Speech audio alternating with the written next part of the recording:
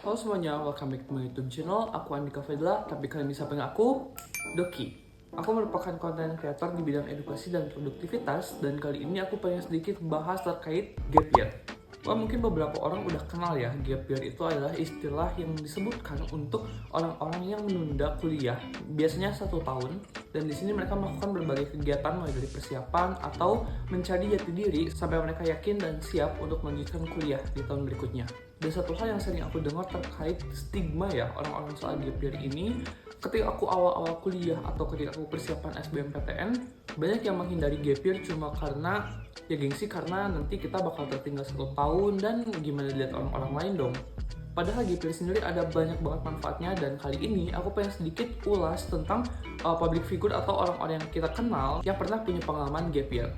Oke, but anyway, aku menemukan satu fakta yang menarik ya dari penelitian, di mana peneliti mengungkapkan bahwa siswa yang mengambil gap year ini memiliki dampak positif secara signifikan terhadap prestasi akademik ketika masuk perguruan tinggi. Dan juga ada penelitian di Inggris dan Amerika Serikat bahwa siswa yang mengambil gap year ini memiliki kemungkinan besar lulus dengan nilai rata-rata lebih tinggi dibandingkan siswa yang nggak ambil gap year.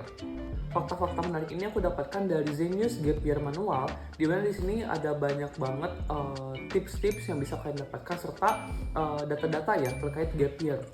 Jadi Zenius ini menyediakan booklet atau panduan di mana kalian bisa belajar mulai dari fakta-fakta yang ada terkait gap year, lalu juga bagaimana kalian bisa memaksimalkan potensi gap year ini. Termasuk di sini ada beberapa rekomendasi kegiatan yang bisa kalian lakukan saat gap year berdasarkan penelitian juga ternyata. So, kalian bisa akses panduannya di link di bawah ini, dan juga aku bakal masukin di description box. Oke, orang pertama yang pengen aku bahas yang pernah gap year yang mungkin teman-teman gak sadari adalah Maudy Ayunda. Iya, mungkin Maudy Ayunda ini panutan kita semua ya kalau misalnya bahas soal kepintaran orang Indonesia atau generasi muda berprestasi gitu. Tapi faktanya Maudy Ayunda juga pernah gap year loh teman-teman. Jadi sedikit ceritanya, waktu itu ternyata Maudy Ayunda ini ketika lulus kuliah udah pengen kuliah di luar negeri ya. Tapi sayangnya waktu itu Maudy Ayunda masih sangat muda, yaitu 17 tahun.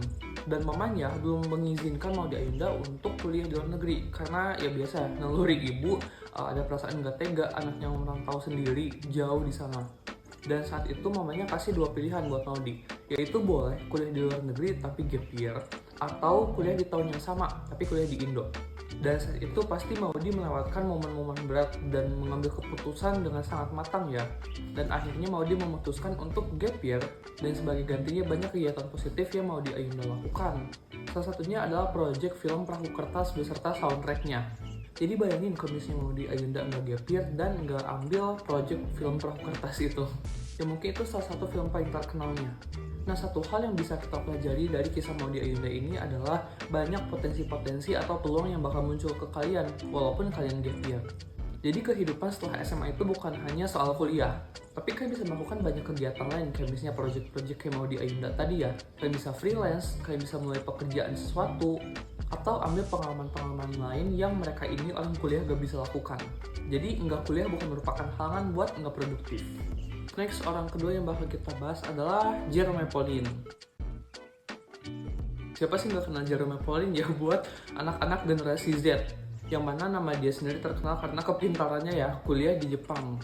Well, aku sedikit tercengang ketika aku sempat baca tweetnya, di mana dia nge-state kalau dia ini pernah gap year, atau bisa menyimpulkan dari dia gap year. Jadi ini tweetnya, aku sendiri bisa dihitung gap year, karena harusnya sekarang tahun ketiga, tapi aku masih semester 3. Tapi di antara gap year itu, aku bisa menambah skill baru, yaitu bahasa Jepang.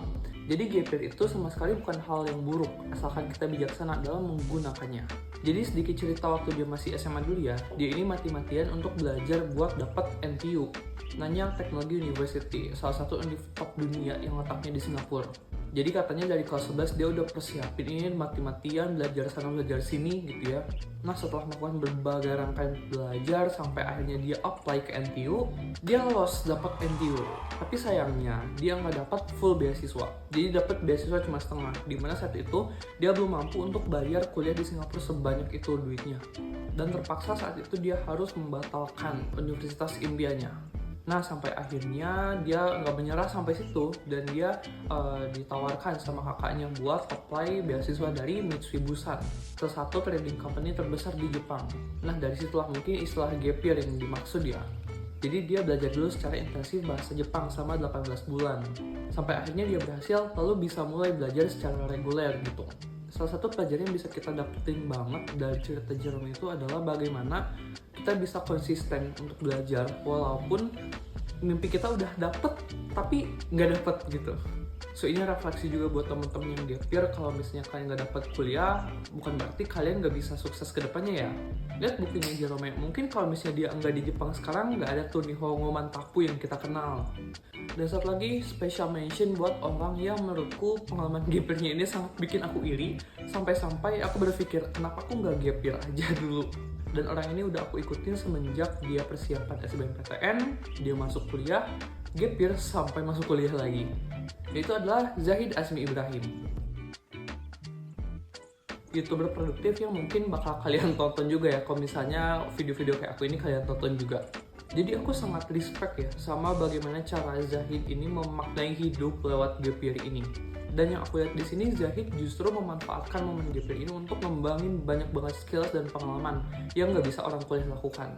Mungkin banyak yang tahu juga kalau misalnya karir Zahid ini meningkat pesat semenjak dia masuk kuliah, termasuk saat gap year ini. Sebagai content creator, dimana mungkin dia punya waktu yang lebih banyak dan juga persiapan yang lebih matang juga untuk mempersiapkan konten yang berkualitas.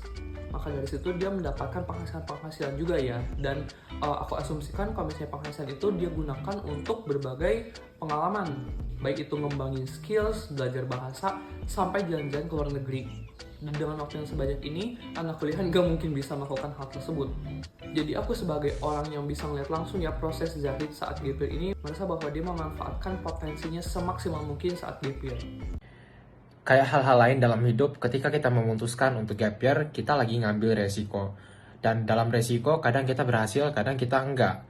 Tapi untuk tahu hasilnya gimana, kita harus ngambil resiko itu terlebih dahulu. Aku sendiri udah gap year selama 1 tahun, bahkan sekarang lebih jadinya bukan gap year lagi. Dan aku sangat mensyukuri keputusanku. Semoga teman-teman semangat menjalani gap year-nya, terus percaya diri dengan keputusannya, dan nantinya mendapatkan hasil yang terbaik. Makanya kurang afdol rasanya kalau misalnya kita bahas cerita-cerita sukses orang gap year, tapi kita belum bahas tipsnya buat teman-teman yang nonton ini. Jadi beberapa tips dari Zenius buat teman-teman yang mau nyiapin UTBK di tahun depan saat gap year sekarang. Di antaranya pertama, perbaiki mentalitas dan strategi belajar. Kedua, kuatin fundamental skill. Ketiga, belajar materi UTBK secara terstruktur. Keempat, buat grup belajar dan tempat tanya jawab. 5. Latihan soal bertahap terus-menerus. Dan yang keenam, cek progres belajar secara berkala. Dan dari keenam tips ini, 6-6-nya ini bisa kalian pelajari di Zenius. Karena Zenius punya banyak fitur yang bisa melengkapi kalian bukan hanya belajar aja, tapi juga memperdalam skill-skill sekaligus punya banyak relasi di situ. Kalian bisa cek panduan Zenius tadi ya, yang aku simpen di link di bawah ini, buat cari tahu fitur apa aja yang Zenius sediakan sesuai tips yang aku share tadi. Selain itu, di panduan gap year-nya Zenius ini kan juga bakal disediakan agenda atau study plan, rekomendasi sumber-sumber persiapan UTBK, sampai inspirasi-inspirasi untuk menjalani gap year. So buruan aja langsung akses ya. Makasih buat temen-temen yang udah nonton video ini sampai akhir, dan mungkin segitu aja bahasan aku soal gap year. Harapannya teman-teman bisa mendapatkan manfaat yang sebaik-baiknya selama 1 tahun ini. See you on the next video, bye-bye.